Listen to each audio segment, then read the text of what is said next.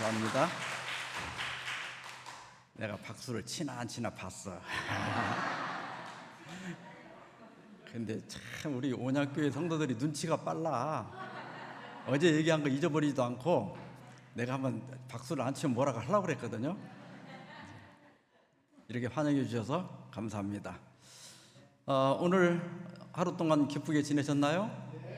네. 기쁨은 환경에서 오는 것이 아니라 우리 마음의 태도에서 오는 것이다. 그래서 가시를 보지 말고 장미를 보라. 어제 말씀드렸죠? 그리고 우리가 기쁠 일이 없어도 얼굴 표정만 기쁜 표정을 지어도 우리 뇌는 저절로 기뻐진다. 어제보다 여러분 얼굴이 훨씬 환해진 것 같습니다. 자, 오늘은 마음의 기댈 곳 찾기인데 노래를 하나 들려드리겠습니다. 이창섭의 기댈 곳이라고 하는 노래인데 저도 제목이 이래서 찾아본 노래지 처음 듣는 노래입니다. 저하고 여러분하고 같이 한번 들어봅시다. 저 밑에 쪽에 보면 저마다의 웃음 뒤엔 아픔이 있어.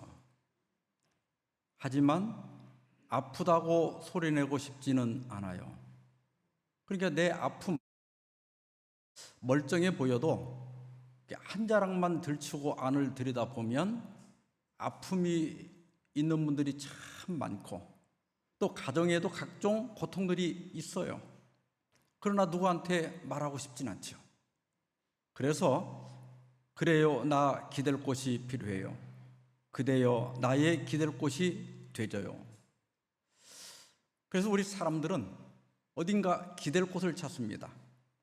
시를 하나 좀 읽어드리겠습니다. 송혜월님의 사람이 사람을 사랑하는 일. 의미한 걸 껐나요? 제가 천천히 읽겠습니다. 사람이 사람을 사랑하는 일, 때때로 가슴을 다 비워낸 것처럼 한없이 헛헛하고 참으로 쓸쓸한 일이지. 사람이 사람의 마음 한쪽 얻어내는 일, 그 또한 외롭고 참으로 쓸쓸한 일이지. 어느 순간에는 모든 게 한순간에 부질없어지고 말아도 그래도 사람은 사람을 찾고 사람은 사람의 사랑에 목숨 걸고 사람은 사람의 마음에 스스로 갇히고 사람은 사람의 가슴에다 꽃씨를 심고 사람은 사람의 기대 살 수밖에 없어 더욱 가엾고 쓸쓸한 일이지. 시 멋있지 않나요? 사람이 사람에게 기댈 수밖에 없는데 사람을 기댄다는 것, 그건 참으로 외롭고 쓸쓸하고 헛된 일이다. 왜 그럴까요? 성경에 그 답이 있습니다. 시편 146편 3절 5절에 보면 귀인들을 의지하지 말며, 귀인들은 그 지역 사회에서 영향력이 있는 사람들이에요. 고관들, 권력자들을 가리킵니다. 그 사람들도 의지하지 말고 도울 힘이 없는 인생도 의지하지 말지니, 여기 인생은 모든 사람을 가리키는 거예요. 이게 사람을 의지하지 말라. 왜냐하면 그 이유가 그의 호흡이 끊어지면 흙으로 돌아가서 그날에 그의 생각이 소멸하리로다. 사람도 부질없다. 여러분, 사람이 뭐 대단한 것 같아도요, 별것 아닙니다. 베르베르라고 하는 프랑스 소설가가 웃음이라고 하는 미스터리 소설을 썼는데 여기 보면 이 소설은 유머를 소재로 해서 쓴 소설이에요. 그런데 나이별 자랑거리가 있어요. 2살 똥오줌 가리는 게 자랑거리입니다. 3살 이가 난 것, 12살 친구가 있다는 것, 18살 자동차를 운전할 수 있다는 것, 20살 섹스를 할 수 있다는 것, 35살이 되면 돈이 많은 것 해서 50대까지는 돈 자랑하고 살아요. 그러다 60대가 되면 섹스를 하는 것, 70대는 자동차를 운전하는 것, 지금 점점 저 어린아이 시절로 돌아가죠. 그 다음에 75세는 친구들이 있다는 것, 80세가 되면 아직도 이가 남아있다는 것, 85세가 되면 똥오줌을 가린다는 것. 천하 장사도요, 나이 앞에는 장사 없습니다. 여기 지금 젊으신 분들은 노인들, 이렇게 어르신들이 여기 와서 앉아 계시니까 그냥 나이 드셨나 보다 이렇게 생각하지, 나이 들면 정말 이게 귀찮고 힘든 건 많아요. 어떤 분들은 몰래 기저귀도 차고 다녀야 돼. 여기저기 아프고, 옛날에 쉽게 오르내리던 계단도 오르내리기가 힘들고, 그래서 점점 아이로 돌아가. 저희 이제 어머님, 장모님, 우리 아버지, 우리 장인어른 이렇게 연세가 들어가시는 걸 쭉 지켜보면, 저희 아버님이 지금 94살이고 장인어른이 93살, 장모님하고 우리 어머님은 돌아가셨어요. 근데 저희 집사람이 지금 저 은퇴하고 한 3년 따라다니다가 장인어른이 이제 건강이 약해지면서 장인어른 돌보느라고 저를 못 따라다녀요. 이게 점점 손이 많이 가요.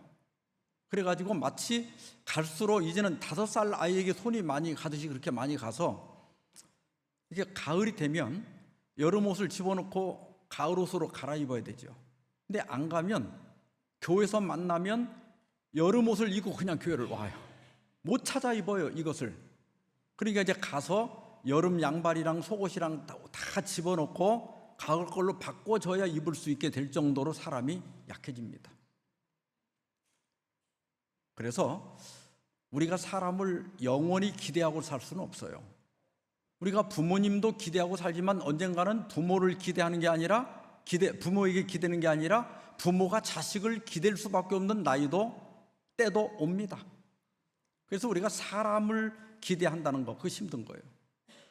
그래서 제가 자꾸 나이가 들수록 혼자 사는 법을 익혀라 그래요. 혼자 사는 법을 익혀라. 사람이요, 혼자 사는 법을 익히지 못하면 반드시 누군가를 괴롭히게 돼 있어요. 제가 여러 집사님들한테 그런 상담을 받았는데, 남편에 대한 원망이 이거예요.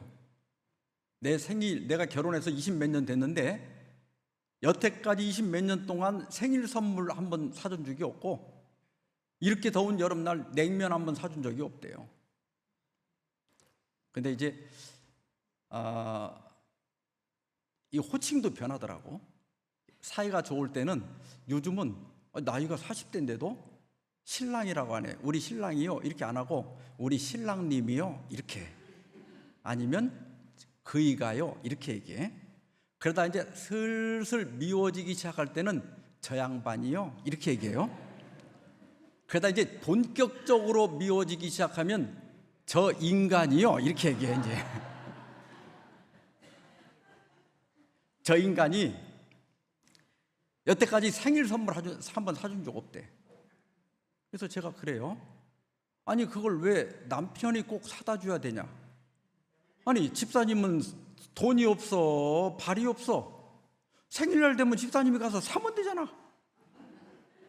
냉면 한 번 사준 적 없대. 그래서 아니 집사님이 꼭 남편이 데리고 가서 사줘야 돼? 집사님이 가서 사 먹고 혼자 가서 먹기가 뭐 하면 저 친구 데리고 가서 사 먹으라고. 요새 식당 가보면 그런 지혜로운 사람 많아요.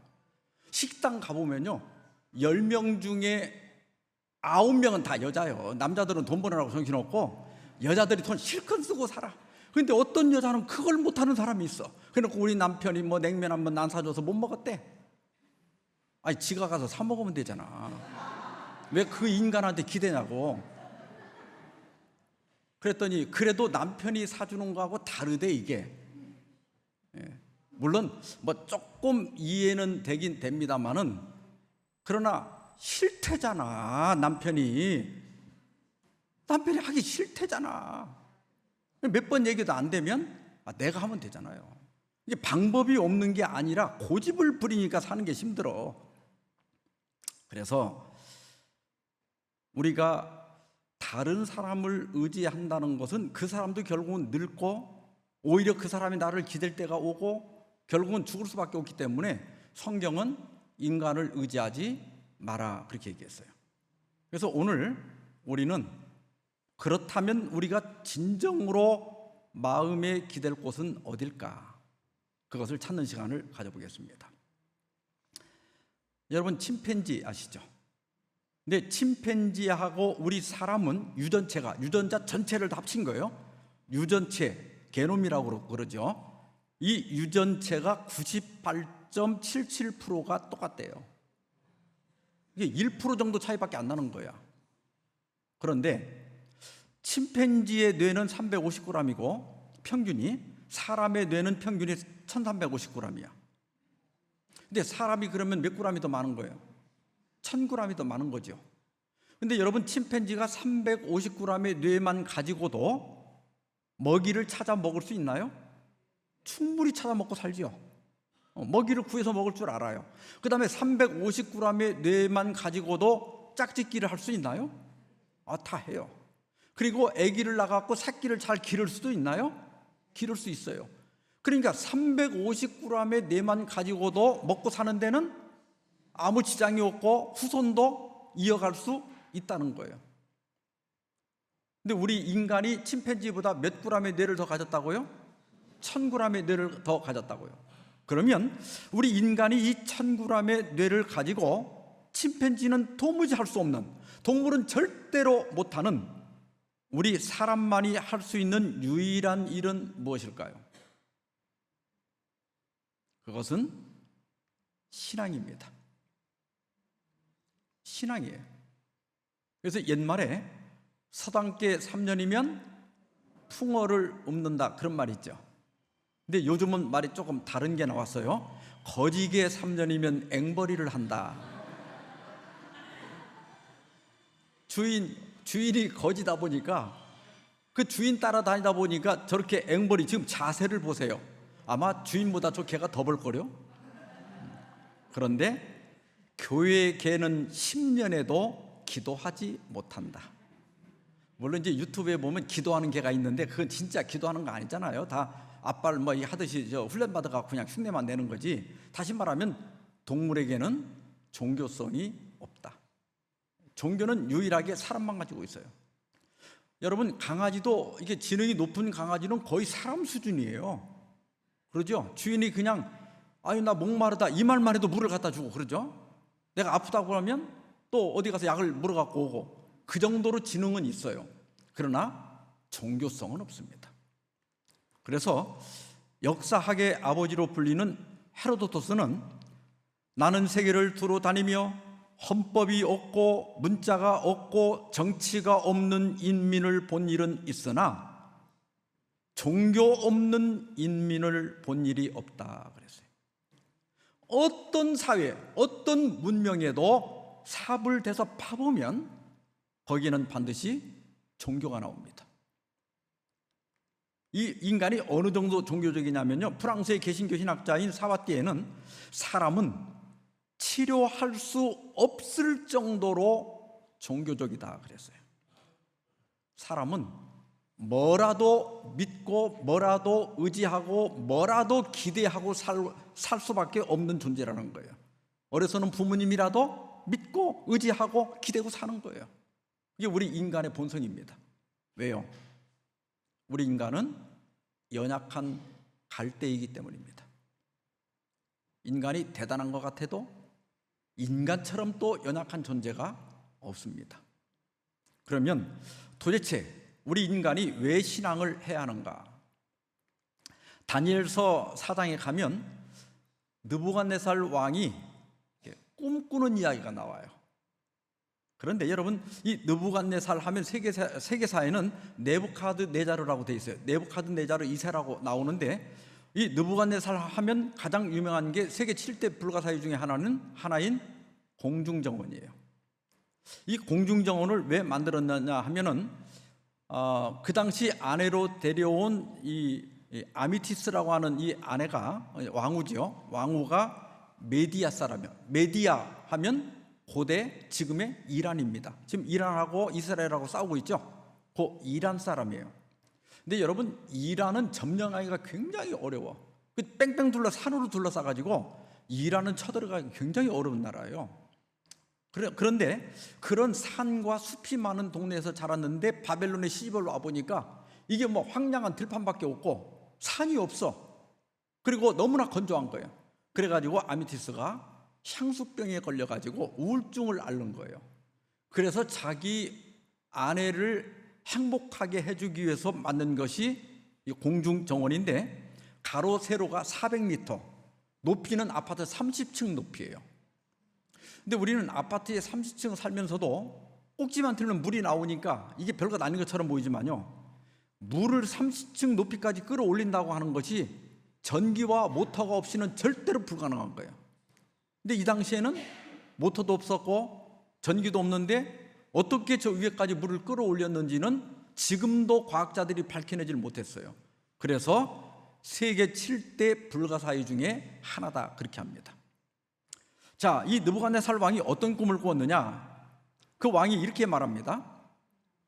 하늘까지 닿을 만큼 높은 나무가 있고 그 나무에 들짐승과 새들이 거하면서 거기서 살면서 먹을 것을 얻더라. 그런데 한 거룩한 자가 오더니 그 나무를 베고 그루터기는 새와 노줄로 동일하고 하더라. 그리고 그루터기가 짐승의 마음을 받아서 7대 7년을 지내리라. 이게 무슨 뜻이냐? 이 해몽을 좀 해봐라. 그랬더니 다니엘이 이렇게 해몽을 합니다. 왕이여, 그 하늘까지 닿는 그 나무는 왕을 상징합니다. 지금 왕의 백성들이 이 나무에서 먹을 것을 얻으면서 여기서 살아가고 있지 않습니까? 그래서 이 나무는 왕을 상징합니다. 그런데 이 꿈은 왕이 사람에게 쫓겨나서 짐승처럼 되어서 7대 7년을 지낼 꿈입니다. 그리고 왕이 이 세상의 주권자가 왕이 아니라 하나님인 것을 깨달은 다음에서야 복이 될 겁니다. 그러면서 이 다니엘이 간곡하게 부탁을 합니다. 지금부터 공의와 자비를 베풀고 죄가 있거든 속죄를 하셔서 이런 불행한 일이 생기지 않도록 하십시오. 여러분, 만약 여러분들이 이런 꿈을 꿨다면 어때요? 조금 움찔하겠죠? 그래서 이 느부갓네살 왕도 1년 동안을 조심하면서 살았어요. 근데 1년이 지나도 아무 일이 안 일어나는 거예요. 자, 그 다음에 어떤 일이 일어나느냐? 12달이 지난 후에 내가 바벨론 궁 지붕에서 거닐세 나 왕이 말하여 가로되 이 큰 바벨론은 내가 능력과 권세로 건설하여 나의 도성을 삼고 이것으로 내 위엄의 영광을 나타낸 것이 아니냐. 이제 1년 동안 아무 일이 안 일어나니까 그 교만이 다시 이제 슬슬 올라와 가지고 뭐라 그래요? 내가 했다. 내가 했다. 내 권세. 이렇게 자기를 자랑하는 거예요. 이런 말이 있습니다. 사람들은 필요하면 나의 하나님이라고 말하고 필요하지 않으면 내가 하나님이라고 한다. 사람이 조금만 돈 좀 많이 벌어도, 조금만 무슨 권력, 하다못해 동네 뭐 시의원이라도 하나 되면, 어떤 사람은 겸손하게 주민들을 잘 섬기는 훌륭한 분들도 계시지만 어떤 사람은 목에다 힘을 꽉 주고 그냥 온 세상을 다 차지한 것처럼 힘주는 사람이 있어요. 근데 권력이라고 하는 게 얼마나 허무한지는 거기서 내려와 보면 알아. 네? 그리고 어제도 제가 말씀드렸지만 나중에 나이 들어서 노인 요양원 가보면 뭐 거기서 뭐 청와대에 내가 무슨 뭐를 했던 뭐 내가 사장을 했던 뭐 백화점 뭐 회장을 했던 똑같아집니다. 사람이 나라고 해서 자랑할 게 별것 아니라는 사실을 기억해야 됩니다. 이렇게 나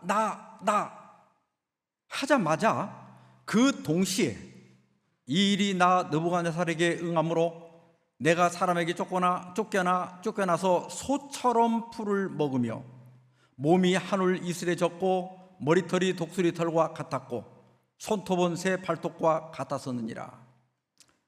소위 이제 정신병에 걸린 거예요. 이 병 중에 조안트로피라고 하는 정신병이 있는데 그것은 자신을 짐승이라고 생각하는 병이고, 이런 조안트로피 중에서 보안트로피라고 하는 것은 자기가 소라고 생각하는 정신병이에요. 그리고 라이칸트로피 하면 자기가 늑대라고 생각하는 그런 정신병이에요. 그러니까 여기 느부갓네살 왕이 소처럼 풀을 먹었다고 하는 것은 그가 보안트로피, 자기를 소라고 생각하는 정신병에 걸렸다는 거예요. 그래서 7년 동안을 소처럼 풀을 뜯어 먹으면서 산 거예요. 자, 그리고 이제 7년이 지나갔습니다. 그 기한이 참에 나 느부갓네살이 하늘을 우러러 보았더니 어떻게 했다고요? 소처럼 땅을 보면서 풀을 먹고 살다가 하늘을 우러러 보았더니 내 총명이 다시 내게로 돌아온지라. 우리 인간은 땅만 보고 사는 존재가 아니라 하늘을 보며 사는 존재입니다. 그래서 헬라 사람들은 사람을 안트로포스라고 불렀어요. 안트로포스. 아네르 하면 사람이라는 뜻이고 옵스 하면 얼굴이나 눈을 가리키는데, 사람은 얼굴을 들어 눈을 들어 위를 쳐다보고 사는 존재다, 이런 뜻이에요. 사람은 절대로 밥만 먹고 살 수가 없어요. 그러니까 우리가 음악도 하고 뭐 미술도 하고 또 여러 가지 뭐 놀이도 만들어서 하고 이렇게 하는 모든 이유가 사람은 밥만 먹고 살 수가 없기 때문에 그렇습니다. 이것을 종교성이다. 인간은 본능적으로 종교성을 갖고 태어난다, 그런 뜻입니다. 데이빗 휴미라고 하는 사람은 무신론자예요. 그런데도 뭐라고 얘기했는가 하면, 종교가 전혀 없는 사람을 찾아보라. 만일을 찾는다면 분명히 그들은 어느 정도 짐승에서 멀지 않음을 알게 될 것이다. 무신론자인 흉도 인간과 짐승의 차이를 종교성에서 찾고 있는 겁니다. 여러분, 우리가 종교를 갖지 않고 산다면, 우리가 땅만 바라보고 산다면 어떻게 될까? 윌리엄 피터라고 하는 사람이 쓴 글에 이런 실화가 있습니다. 어떤 소년이 길을 지나가다가 5달러짜리, 한 5달러면 5,000원 정도 되죠. 지폐를 하나 주었습니다. 그래서 그 돈으로 먹고 싶은 사탕도 사 먹고 그 다음에 갖고 싶었던 유리 구슬도 가질 수가 있었습니다. 기분이 너무너무 좋았어요. 그런데 그때부터 이 소년에게 습관이 하나가 생겼어요. 그게 무슨 습관일까요? 이제 땅만 바라보고 다니는 거예요. 그래가지고 이제 눈에 띄는 것들을 줍기 시작했는데, 뭐 단추, 구슬, 동전, 머리핀 이런 것들을 하여튼 보는 대로 주워가지고 그의 호주머니에는 항상 이런 잡동사니가 가득 차 있었다고 그래요. 그가 이제 평생 주운 것들을, 이게 나중에 그가 75살에 죽었는데 보니까 단추가 29,519개, 머리핀이 54,172개, 동전이 수천 개인데 이걸 다 합쳐 봐야 24불, 24달러. 이게 뭐 25,000원. 그리고 이제 반짝거리는 유리구슬, 기타 자질구레한 것. 뭐 이런 것들을 죽긴 주었는데 잃은 것은 수천 배, 수만 배가 더 많았습니다. 그런 푸른 하늘을 쳐다본 적도 없고 빛나는 태양을 바라본 적도 없습니다. 철 따라 피어나는 꽃을 바라본 적도 없고 그 꽃의 향기도 맡아본 적이 없었습니다. 하늘에 떠 있는 뭉게구름, 또 평화롭게 날아가는 철새들을 한 번도 본 적이 없었습니다.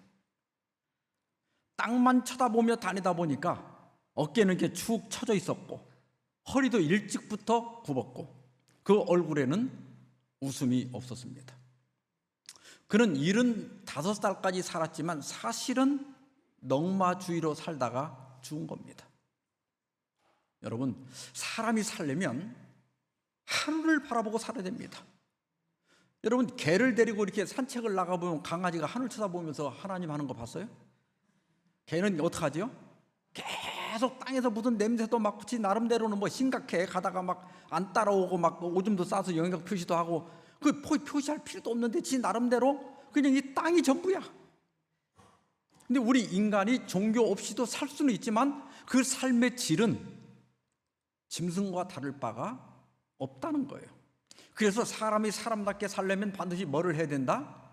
신앙을 해야 정말 사람답게 산다고 할 수가 있다는 겁니다. 부처님도 좋은 가르침을 많이 주셨어요. 근데 요즘 그 법륜 스님이 굉장히 인기더라고. 여러분도 법륜 스님 아세요? 그 어떤 목사님 사모님도 아주 잘 듣는데요. 그래서 저보고 이거 듣는 거 어떠냐고 물어보더라고. 듣는 거 좋아요. 현실적인 이야기들을 많이 해주기 때문에 도움이 돼요, 실제로. 저도 이제 하도 우리 교인들 중에 물어보는 사람이 많아갖고 내가 한 800개를 들어봤어. 계속 들었어요, 몇 달 동안을. 근데 다 훌륭한 가르침들이 많아요. 그런데 제가 조금 문제 삼고 싶은 게 뭐냐면 그 도덕, 윤리의 기준이 다람쥐하고 토끼야. 그러니까 내가 부모님을 모셔야 됩니까? 이런 뭐라고 얘기하는가 하면 다람쥐하고 토끼를 봐라. 다람쥐하고 토끼가 부모 모시는 거 봤나? 그러니까 안 모신다고 나쁜 건 아니라는 거예요. 예? 나쁜 짓은 아니다. 그러나 모시는 건 좋은 일이다. 이렇게 얘기해. 그러니까 이 윤리와 도덕의 기준이 토끼하고 다람쥐 수준밖에 안 되는 거야. 근데 여러분, 이 기독교는 이 성경이라고 하는 것은 하나님으로부터 받은 교훈이잖아요. 이게 이 기준이 이런 자연이나 짐승이 아니라 우리 인간이 하나님의 형상을 닮았다는 거예요. 그래서 내 부모를 공경하라. 그리고 이 부모에 대한 계명에는 약속이 있어요. 내가 부모를 공경하면 이 땅에서도 잘 되고 장수하리라. 약속이 있는 계명이에요. 이 기독교는 이 윤리와 도덕의 수준이 굉장히 높아요. 왜냐하면 이건 하나님께로부터 온 교훈이기 때문에 그렇습니다. 그러니까 법륜 스님의 그걸 안 들을 필요는 없어요. 들으면 도움이 되지만 윤리 수준은 기독교를 따라오지 못한다는 거예요. 파스칼은 이렇게 얘기했습니다. 인간의 마음은 어떤 피조물로도 채워질 수 없고 오직 창조주 하나님에 의해서만 채워질 수 있으며 예수 그리스도에 의하여 계시된 하나님의 형상을 한 빈 공간이 존재한다. 우리 인간의 마음속에는 하나님의 형상을 가진 빈 공간이 존재한다. 그 공간은 누구만이 채울 수 있어요? 하나님만 채울 수 있어요. 하나님이 채워지지 않으면 뭔가가 허전한 거야. 그러니까 사람들은 그 허전함을 채우기 위해서 좋은 집도 사보고 좋은 자동차도 사보고 권력도 얻어보고 좋은 살림도 갖다 차려놓고 예술도 하고 음악도 듣고 뭐 스포츠도 하고 오락도 하고 때로는 마약도 먹어보고. 그러나 끝은 항상 어때요? 허전한 거예요. 왜냐하면 그것은 하나님만 채울 수 있는 공간이기 때문에 그렇습니다. 퍼즐을 맞춰보셨어요? 이 퍼즐이 이렇게 조각조각 난 거잖아요. 그 퍼즐을 딱 맞추면 마지막 하나가 남죠. 그런데 이 마지막 공간은 마지막 남은 그 퍼즐로만 메꿔야 딱 맞는 거예요. 다른 거 아무리 좋은 걸 갖다 놔도 이걸 메꿀 수가 없는 거예요. 우리 인간은 본능적으로 하나님께 기대어 살 수밖에 없는 존재이기 때문에 우리 인간이 하나님을 믿을 때만이 가장 만족할 수 있고 진정한 행복을 경험할 수 있다는 것입니다. 근데 그 사람들이 그걸 모르니까 이 세상에 돈도 많이 벌어볼까? 그럼 내가 행복할까? 내가 권력을 가져볼까? 그러면 행복할까? 그러나 남은 건 다 허무예요. 그러나 하나님을 믿는 사람들은 하나님 한 분만 있으면 돼요. 그죠? 지금 우리 기독교인들도 이게 잘못된 사람들이 많아서 그렇지, 진정한 신앙을 가진 사람은 하나님 한 분 가진 것으로 나머지 가난해도 나는 괜찮아. 그죠? 때로는 건강이 안 좋아도 나는 괜찮아. 나는 우리 하나님이 계시니까. 그렇게 될 정도로 신앙이라고 하는 것, 진정한 신앙을 제대로만 한다고 하면 인생의 진정한 만족과 행복을 주는 것이 종교입니다. 그래서 어거스틴은 이렇게 얘기했습니다. 주여, 당신께서는 나를 당신에게로 향하도록 만드셨나이다. 내 영혼은 당신 품에서 휴식을 취할 때까지 평안하지 못할 것입니다. 그 의사나 간호사들 중에 임종을 많이 지켜본 분들의 얘기를 들으면 사람이 임종이 다가올 때 신을 찾지 않는 사람이 거의 없다는 거예요. 이게 사람이라는 게 굉장히 강하고 잘난 것 같아도요, 막상 숨이 멈을 죽음이 다가오게 되면 그 죽음의 공포 앞에서 신을 찾게 돼 있는 것이 인간이에요. 그러니까 우리가 진짜 기댈 대상은 남편도 아니고 아내도 아니고 부모도 아니고 자식도 아니고 하나님이에요. 그분만이 진정으로 우리가 기대어서 안심할 수 있는 분입니다. 노먼 필 박사 아시나요? 가이드 포스트 창간하신 분이죠. 근데 이분이 주물 공장을 방문한 이야기를 한번 기사를 실었어요. 주물 공장에 갔더니 그 인부가 노먼 필 박사님, 제가 재밌는 걸 보여드리겠습니다 하더니 이렇게 노쇠를 녹이는 흑연로가 있는 곳으로 데려가더니 그걸 저렇게 집게로 이제 끄집어내는데 저 흑연로가 얼마나 이 열이 막 몇천 도 이렇게 올라가니까 붉은 정도가 아니라 막 백색 광을 내면서 달아올라 있는 거예요.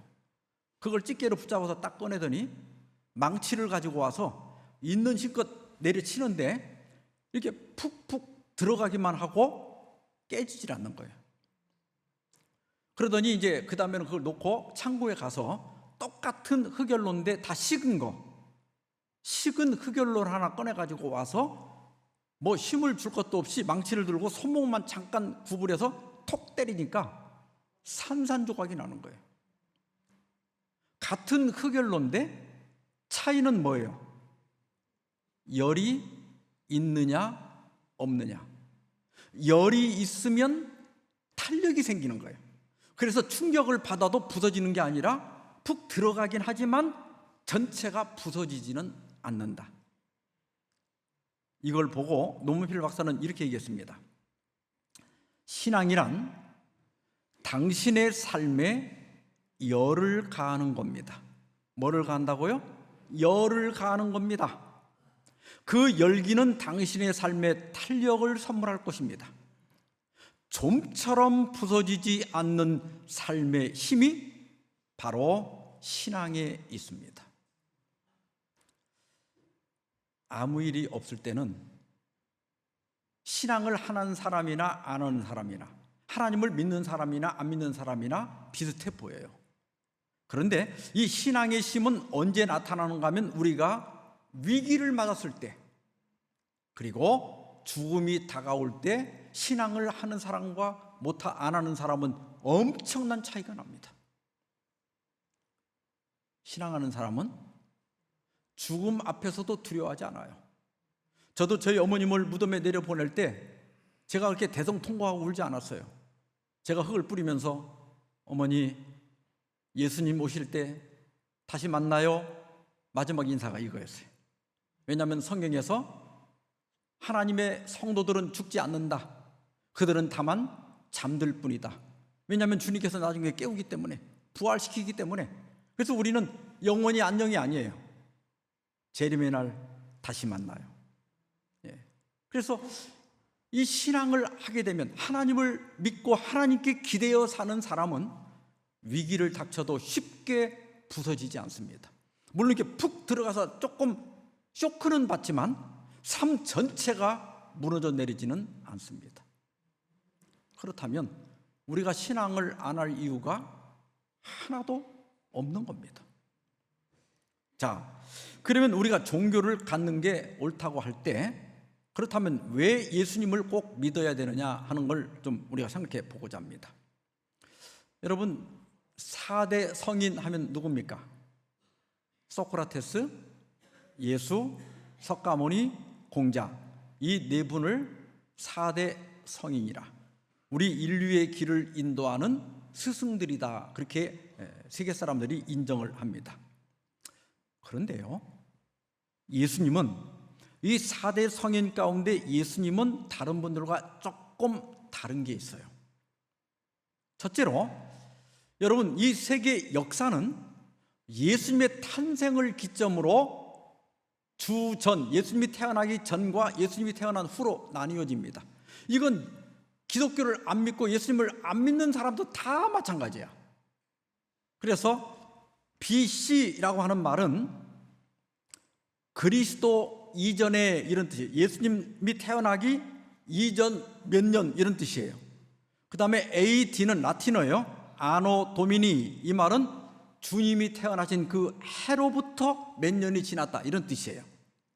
그러니까 우리가 서력기원 이렇게 쓰는데, 우리가 이 서력기원이라는 말을 줄여갖고 서기 그러죠. 서기 몇 년, 올해가 몇 년이에요? 2024년이죠. 이 말은 예수님이 탄생한 지 2024년이 되었다, 이런 뜻이죠. 여러분, 놀랍게도 4명의 성인이 있지만은 세계의 역사는 예수님의 탄생을 기점으로 예수님 탄생 전이냐 후냐로 나누어져 있습니다. 그러니까 예수님이 그냥 보통 분은 아니죠. 전 세계가 인정하는 그 서기의 이 갈림길, 예수님의 탄생이 시작점이 되는 거예요. 그러면 이 예수님은 누군가?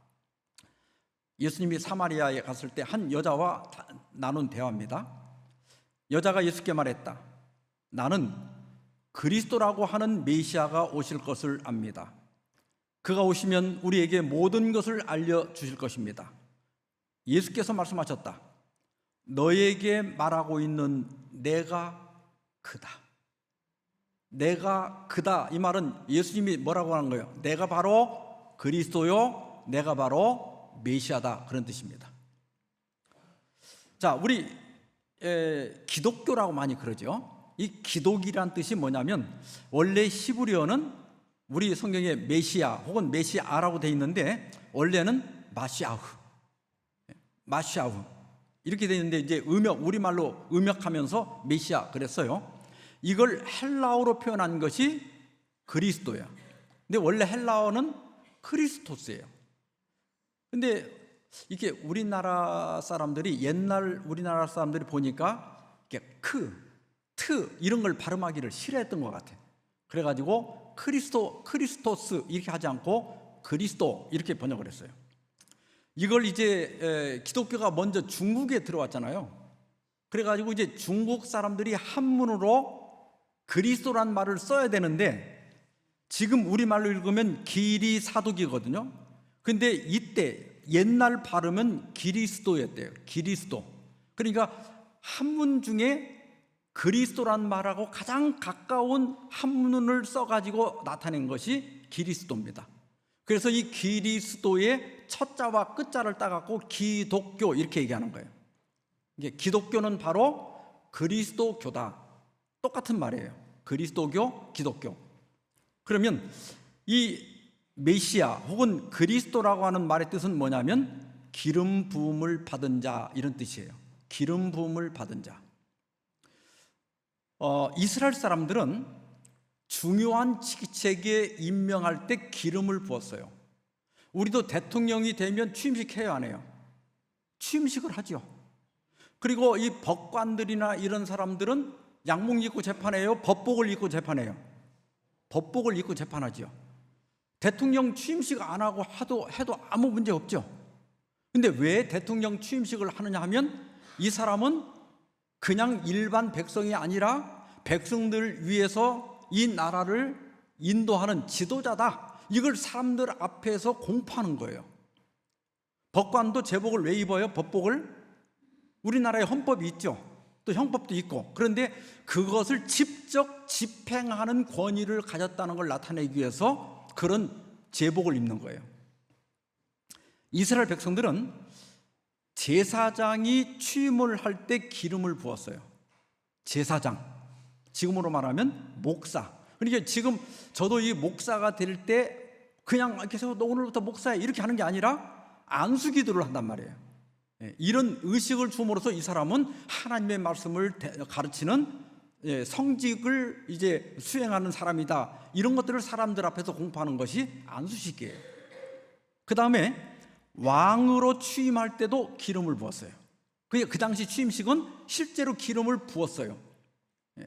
그런데 누가복음 4장 18절에 보면 예수님께서 주의 성령이 내게 임하셨으니 이는 가난한 자에게 복음을 전하게 하시려고 내게 기름을 부으시고 그랬어요. 그러니까 예수님도 기름 부음을 받았다는 것은 특별한 어떤 일을 위해서 세움을 받았다 이런 뜻이죠. 그런데 어떤 일을 위해서 세움을 받았는가 하면 가난한 자들에게 복음을 전하게 하시려고. 자, 그러면 그 예수님의 이름의 뜻은 뭘까?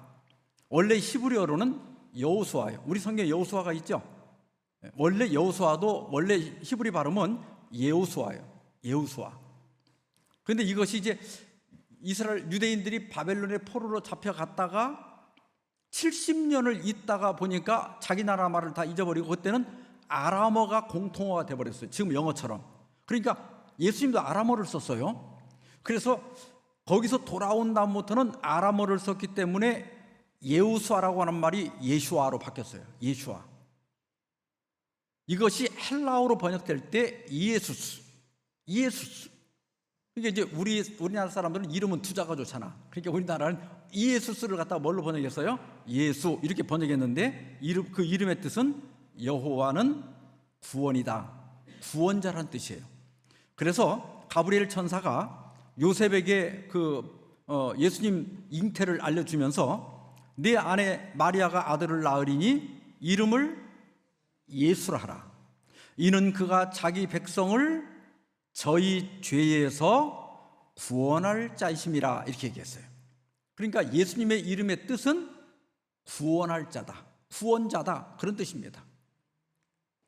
우리 인간은 태어나서 생, 노, 늙고 병들고 마지막 죽어요. 이 사슬을 벗어날 수 있는 사람은 아무도 없어요. 근데 사람들은 이 이유를 여러 철학자들이나 과학자들이 여러 가설을 얘기합니다만은 성경은 이렇게 사람이 결국은 늙고 병들어 죽게 된 원인을 아담과 하와의 타락, 즉 죄로 말미암아 인간에게 생로병사의 아픔, 이 고통이 오게 됐다고 가르칩니다. 그리고 여기서부터 우리가 구원받으려고 하면 이 죄값을 갚아야 되는데 우리 인간은 갚을 수가 없기 때문에 누가 대신 예수님이 대신 십자가에서 우리 죄값을 지불하심으로 우리가 어떤 죄를 지었든 예수님을 믿는 자는 예수님의 십자가의 공로로 말미암아 용서받고 구원받을 수 있는 길이 열렸다고 하는 것입니다. 그래서 바울이 막 예수님을 전하고 다니니까 그 바울을 잡아다 감옥에 가뒀어요. 근데 밤중에 갑자기 지진이 나더니 막 옥문이 열리고 이 묶었던 사슬이 저절로 다 풀어졌어요. 이제 간수가 달려와가지고 뭐라고 하는가 하면 선생들이여 내가 어떻게 하여야 구원을 받으리까? 그때 베드로가 뭐라고 그래요? 바울이 뭐라고 그래요? 주 예수를 믿으라. 그리하면 너와 내 집이 구원을 받으리라. 예수님을 믿으면 뭘 받는다고요? 구원을 받으리라. 그래서 여러분 예수님은 그냥 4대 성인 중에 한 분이 아닙니다. 이제 우리 불교를 만든 석가모니 또 헬라 철학의 소크라테스. 근데 공자는 이제 유대교를 창시했잖아요. 그런데 이 소크라테스는 철학자니까 어떤 사람들은 이슬람교를 만든 무함마드를 넣는 분들도 있어요. 다 이분들의 가르침 중에 훌륭한 것들이 많아요.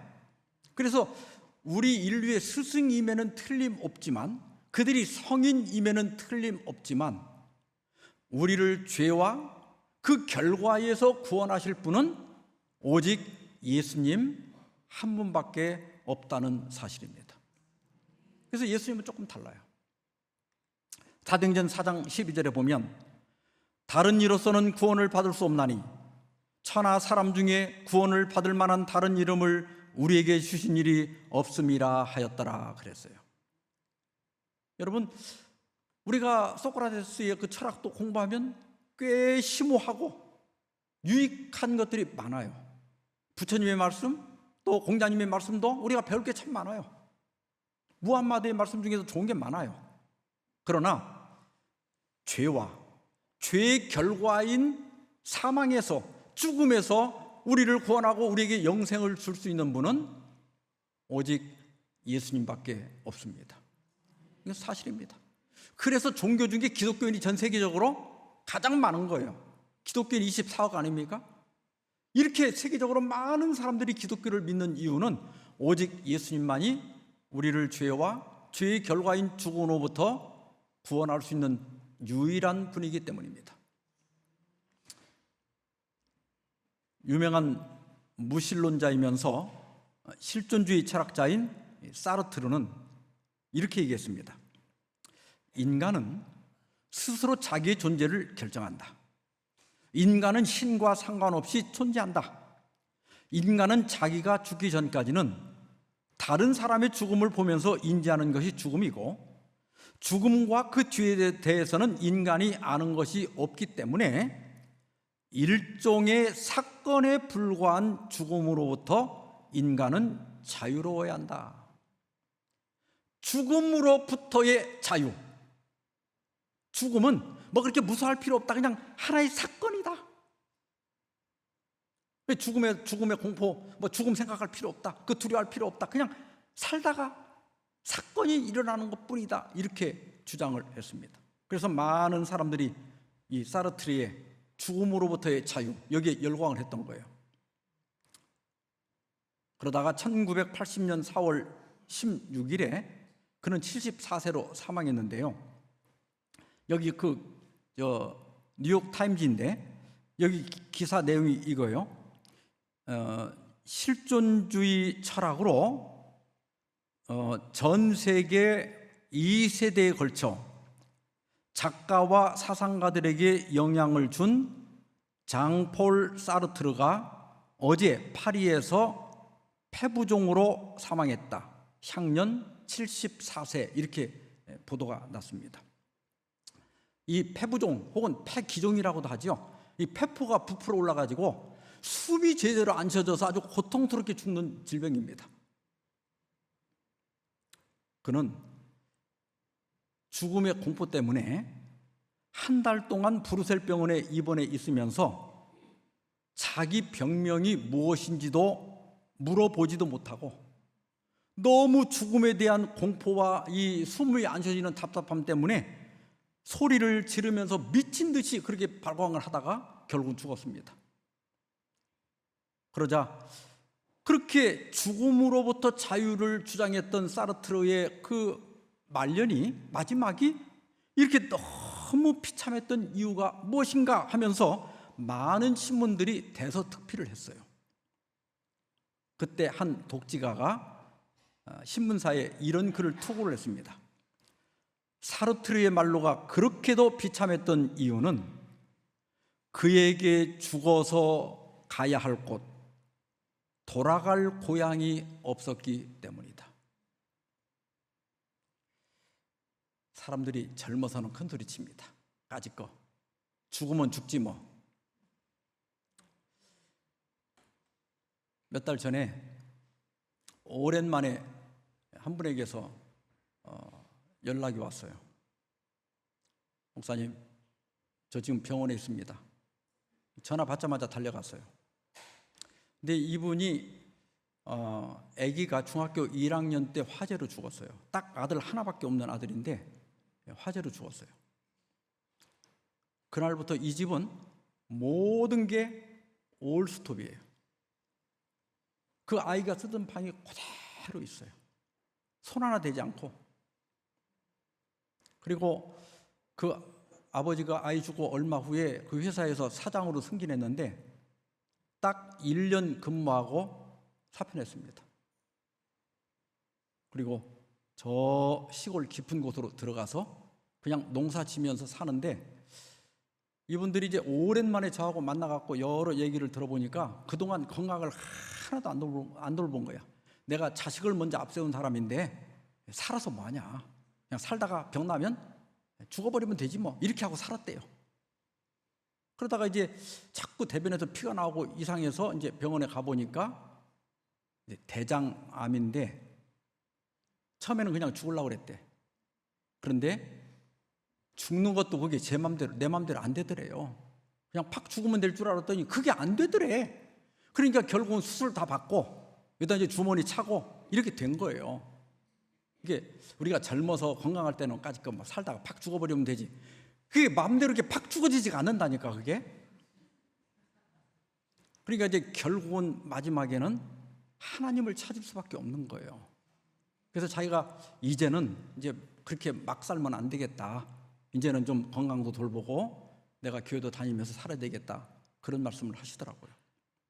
여러분, 우리가 기댈 곳이 없으면 마지막에 그 삶이 순식간에 무너져 버리는 거예요. 그러니까 이 사르트처럼 막 그냥 미친 듯이 죽음의 공포 때문에 소리를 지르다가 비참하게 죽을 수밖에 없는 거예요. 그러나 예수님은 이렇게 말씀하십니다. 두려워하지 말라. 나는 처음이요 마지막이니 곧 살아있는 자라. 내가 전에 죽었었노라. 볼지어다 이제 세세토록 살아있어 사망과 음부는 무덤이에요. 사망과 무덤의 열쇠를 가졌노니. 우리 예수님은 뭘 가지고 있다고요? 사망과 무덤의 열쇠를 가지고 있다. 그래서 예수님은 오빠를 잃고 슬퍼하는 마르다에게 이렇게 얘기합니다. 나는 부활이요 생명이니 나를 믿는 자는 죽어도 살겠고 무릇 살아서 나를 믿는 자는 영원히 죽지 아니하리니 이것을 내가 믿느냐? 여러분 믿습니까? 저는 이 말씀을 믿습니다. 여기 살아서 예수님을 믿는 자는 영원히 죽지 않는다는 말이 어떤 뜻인지는 제가 내일 말씀드릴 거예요. 그러나 문제는 뭐냐면, 아니 여기 복음은 뭐냐면, 그리스도를 믿는 자는 죽어도 살겠다는 거예요. 살아서 믿는 자는 영원히 죽지 않는다. 그래서 이 기독교는요, 사람이 죽었을 때 가서 가만히 보면 우는 게 아니라 찬미를 부르고 있어. 그래요, 안 그래요? 그리고 이 목사님들이 설교할 때 죽었다, 장로님 죽었습니다, 집사님 죽었습니다 이러지 않고 잠드셨습니다 그래요. 우리 아이들이 이게 잠잘 때는 아무것도 모르죠. 그러나 아침 돼서 엄마가 깨우면 일어나죠. 기독교인들은 우리 예수님이 죽음의 무덤의 열쇠를 가지고 있기 때문에 그 예수님이 우리를 죽음에서 살릴 수 있다는 것을 믿는 사람들입니다. 그래서 우리는 죽음 앞에서도 두려워하지 않습니다. 저는 이러한 예수님을 여러분 모두가 믿게 되기를 바랍니다.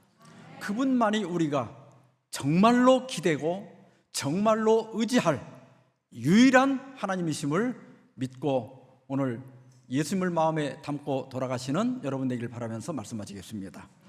기도하겠습니다. 자비하신 주님, 참으로 우리가 연약한 존재고 또 우리가 부모님을 믿고 살았지만 그러나 부모님도 결국은 연약해질 수밖에 없는 가련한 인생을 살아가는 저희에게 우리가 영원히 기댈 수 있는 든든한 반석이신 예수님을 깨달을 수 있도록 인도해 주셔서 감사합니다. 영원히 변치 않으시고 죽음에서 부활하시고 우리에게 영생을 주고자 기다리시는 우리 주님을 여기 계신 주의 사랑하는 아들, 딸들이 마음속의 진정으로 영접하게 도와주시고 이제는 이 땅의 어떤 것이 아니라 우리 예수님께 마음을 기대어 살도록 도와주셔서 우리에게 어떤 재난과 고난이 닥칠지라도 예수님에게서 힘을 얻으며 소망 중에 사는 저희들 될 수 있도록 인도하여 주시옵시기를 예수님의 이름으로 기도하옵나이다. 아멘.